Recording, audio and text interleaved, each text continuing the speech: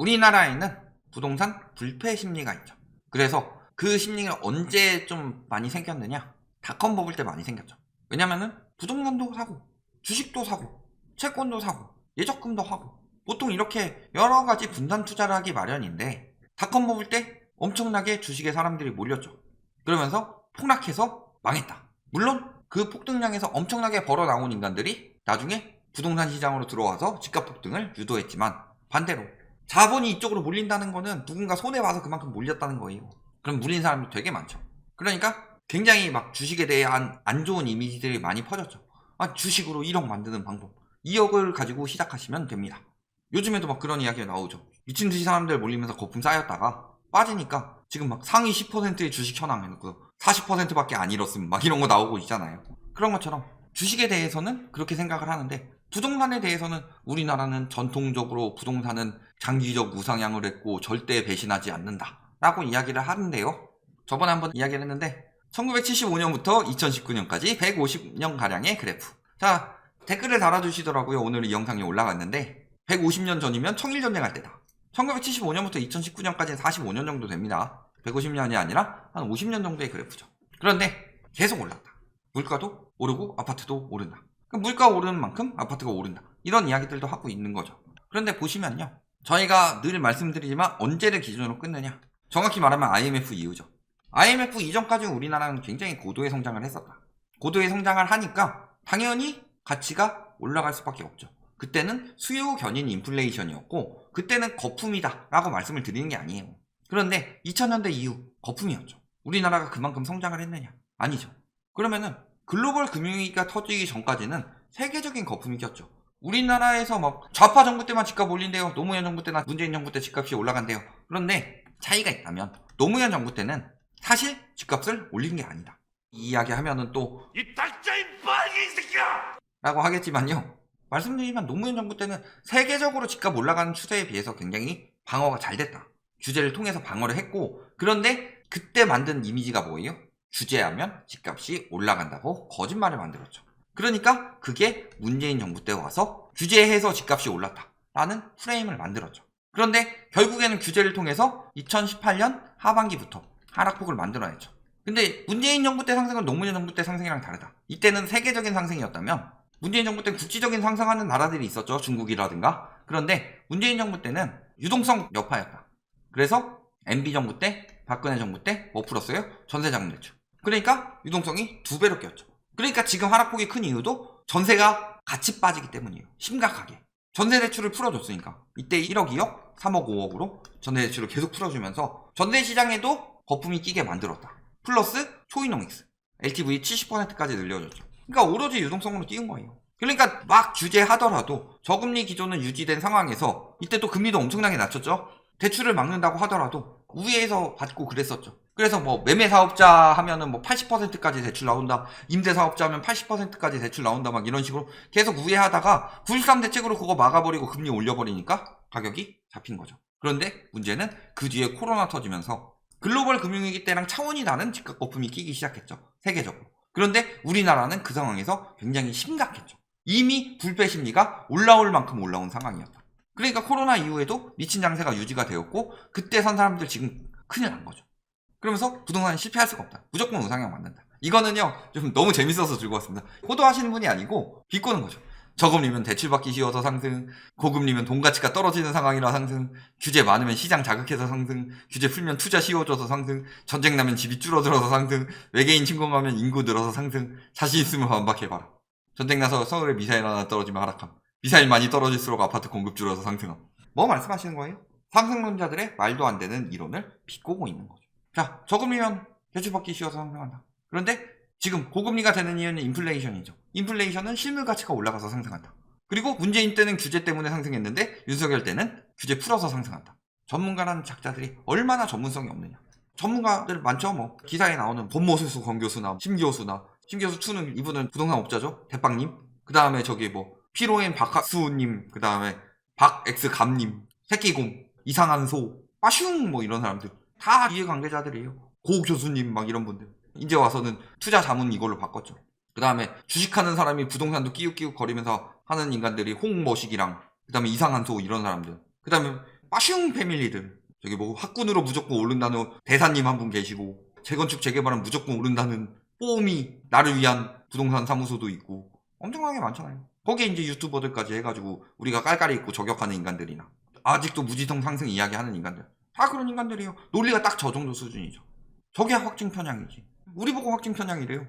그래서 이야기하는 거 보면 진짜로 디플레이션 시작되었나 2019년에 이야기하더니 디플레이션이니까 저금리 기조, 일본을 그대로 따라갈 수 없고 저금리 기조와 유동성, 심리, 전세 뒷목, 희소성 등의 영향으로 서울 집값은 쉽게 꺾이지 않을 수 있다. 자, 이 정도 이야기했으면 쉽게 꺾이지 않는다가 아니라 오른다죠. 그럼 인플레이션이 시작됐을 때, 인플레이션이 시작되는 올해에는 뭐라 그래요? 부동산 가치가 더 커진다. 화폐 가치 하락으로 실물 가치 상승한다. 인플레이션 시대에는 실물 자산으로 불리는 부동산 금의 투자 가치가 급증하고 있다.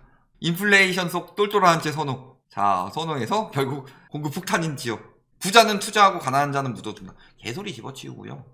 최근에 집값이 폭등하는 상황에서 부자들은 부동산 현금화해서 묻어두고 있었고, 인플레이션이 심각해지니까 부자들은 더 빨리 이동하고 있죠. 예적금으로. 근데 아직도 가난한 자들은 사라고 하고 있다. 왜? 부자들은 안 썼고 가난한 자들은 속으니까. 부자들은 공부를 많이 했고 경험이 많은데 가난한 자들은요? 모르죠. 예를 들어서 모의고사 처음 가는 사람 생각해 봅시다. 부자들은요, 모의고사 볼 대로 보고 수능도 한 몇 번 봐가지고 의대 가려고 한 10수 하고 있는 사람들이에요. 아니, 뭐가 필요한지 몰라요. 그쯤 되면은 컨디션 조절 다 하고 다 되죠. 근데 처음 수능 보고 모의고사도 한 번도 안 보고 수능 보러 들어가는 사람들, 그 앞에서 상인들이 막 호객행위 하죠. 아, 컴퓨터용 사인펜 한 3개는 필요하다. 그런데 안 사오셨죠? 지금 급하니까 내가 하나에 10,000원씩 팔게요.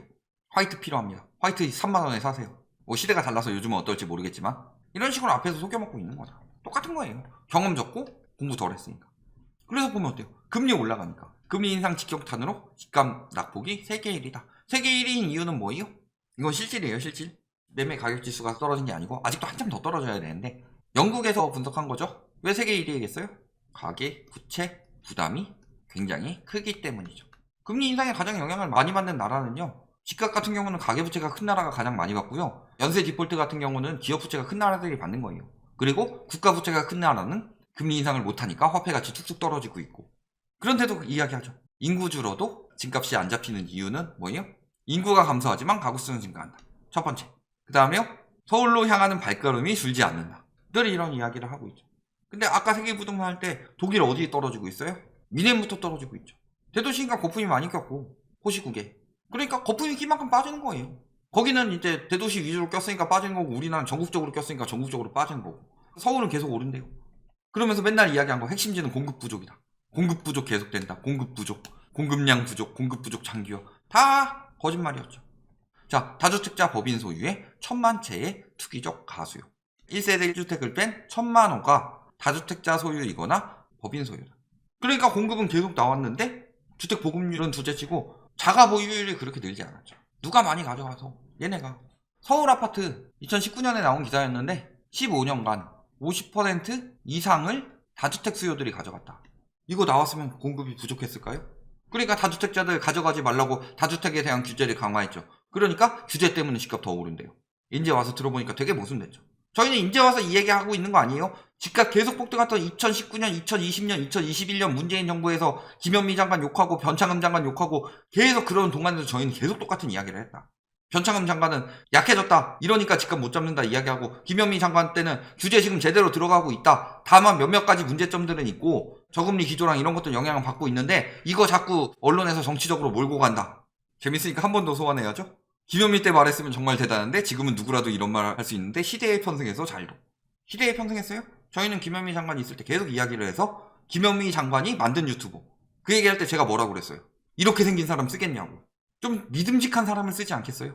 상승론자들 보면은 저희 깔깔이 가는 분들 솔직히 다른 건 몰라도 잘생겼잖아요. 그렇게 생긴 사람들 쓰겠지. 선량해 보이는 사람들. 사기꾼 느낌 많이 난다 이런 소리도 많이 들었는데, 그리고 나서 김현미가 구독하는 유튜버, 라이트하우스가 말한 대로 김현미 장관이 정책을 내고 있다. 정책 낸 거에 대해서 분석하고 있고 이런 규제 정책들이 더 필요하다. 근데 그건 내지 않았어요. 그러더니 이제 와서 김현미 장관 이야기를 하고 있다. 얼마나 안 본 거 티내냐. 그리고 가계부채는 어느 정도요? 이거 이야기는 했었죠. 여기까지 약 3,000조고 여기에다가 뭐 플러스로 뭐 이거저거 붙이면은 한 4,000조 가까이. 신용통계는 1860조인데 곱하기 200 정도의 가계부채가 숨어져 있다. 사적 부채로. 여기에다가 또 보면 뭐가 있어요? 단기 부채 비중이 높다. 뭐라 그래요? 30년 장기 부채 괜찮다. 집값 안 떨어진다. 지금 금리 오른다고 해도 예전에 다 대출 받았고 30년짜리 장기 대출 받았다. 집값 절대 안 떨어진다. 아까 막 그런 이야기도 굉장히 많았었죠. 그래요? 단기 부채 비중이 2020년 기준으로 23.1%. 그리고 가계부채 증가율은 연평균 7.3%로 OECD 국가 중 가장 높고 단기 부채도 굉장히 높다. 이게 뜻하는 게 무슨 소리예요? 주담대만 받았냐? 주담대만 받은 사람들 예시 들고 오지 말고 진짜 영끌한 사람들은 친구들 말 들어봤더니 한 3억 정도 주담대 받아놓고서 뭐 금리 올라간다고 해도 지금 한 100 몇십만 원 정도 내는데 올라갔자 버틸 수 있다. 이딴 이야기 하지 말고 주담대 플러스 뭐 신용대출 플러스 뭐 카드론 플러스 뭐 캐피탈 받고 플러스 뭐 퇴직금 연금 끌어다 쓰고 이런 사람들 봐봐라. 이런 사람들은요 너네한테 얘기가 안 들려가요. 왜냐면 너네 만날 시간 없거든. 너랑 전화 통화할 시간 없거든. 투잡 쓰디잡 떠가지고 빚 갚아야 되거든. 그러니까 네 주변에는 없어요. 왜? 네 주변에 있는 사람들이 너를 만날 시간이 없으니까. 그러니까 왜 유독 한국만 가계부채가 문제가 되냐? 갭투기꾼들이 왜 폭망을 하냐? 전세 시가총액. 이거 사적 부채죠? 전세자금 대출 말고. 내가 10억짜리 집을 8억에 전세를 놨어요? 그럼 이 8억 전세 돈은 언젠간 돌려줘야 되는 돈이죠. 빚이에요, 빚. 왜 폭망해요? 여기에다가 플러스 전세 자금 대출이 대부분 껴있죠. 이중으로 부채가 껴있는 상황이에요. 왜 폭망할 수밖에 없겠냐? 그 다음에 왜 유독 한국만 가계부채가 문제가 되냐? 글로벌 금융위기 이후부터 가계부채 증가율이 OECD 13개국 국가 중 가장 높으니까. 단기부채 비중이 엄청나게 높으니까. 단기부채 비중은 작고 단기부채 비중이 높다. 누가 주담대 비중이 엄청나게 많아가지고 버틸 수 있다고 그래요. 오히려 붕괴가 가속화될 수밖에 없죠. 금리 쇼크에 왜 집값 하락세가 크느냐? 처음에 첫 번째로는 부채가 많고 두 번째로는요 집값 거품이 심하기 때문에. 이 두 가지예요. 거품이 심하지 않으면은 부채가 많더라도 합리적인 가격, 내가 근로소득으로 살 수 있으면 내 집 마련 하고 싶은 사람들은 많다. 그런데 거품이 너무 많기 때문에 내가 근로소득을 모아도 집을 못 사는데. 그러니까 못 사는 거고요. 부채 때문에 가격이 뚝뚝 떨어질 수밖에 없는 상황이다. 그리고 부채가 부담돼서 이제는 더 살 수도 없는 거고. 그냥 단지 미친 것은 불패 심리였을 뿐이다. 자, 서울 집값에 거품 있다고 생각하는 사람들이 95.9%인데 그래도 오른다는 사람들이 44.3%다. 이게 언제예요? 올해 초. 아, 거품 잔뜩 꼈고 저거 너무 비싸. 그런데 더 올라. 이게 말이 되는 소리야? 거품이 많으면요 더 오른다는 생각이 안 들죠. 더 오른다고 생각하는 게 미친 불패 심리라는 거예요. 거품이란 건 뭐예요? 비정상적인 가격이라는 소리죠. 비정상적인 가격인데 더 올라. 왜 그렇게 생각을 하죠? 사람들이 단체적으로 비정상화되어 있었다. 부동산은 절대 배신하지 않습니다. 어떤 식으로? 이들이 생각한 대로 투기해도 무조건 수익이다. 부동산은 절대 배신하지 않는다. 이런 배신이 아니라 절대 배신하지 않는 부동산은요 비정상이 되더라도 절대 배신하지 않고 정상적으로 돌아온다. 부동산이 진짜 절대 배신하지 않는 이유다. 왜? 투자라고 하는 투기 자산이면서도 실수요들이 몰려있기 때문에, 그리고 의식주에서 꼭 필요한 주거의 역할을 하고 있죠. 요 세 가지만 봤을 때 비정상적인 상황이 오래 갈 수가 없더라. 이번이 코로나로 인해서 역대급으로 연장되었을 뿐 이미 18년 하반기부터 정상화되고 있었고, 정상화되고 있던 것이 코로나로 인해서 연장되었을 뿐이지 결국 비정상적인 건 정상화가 된다. 특히 부동산의 경우는 절대 이런 것에 배신하지 않는다. 여기까지 말씀드리겠습니다.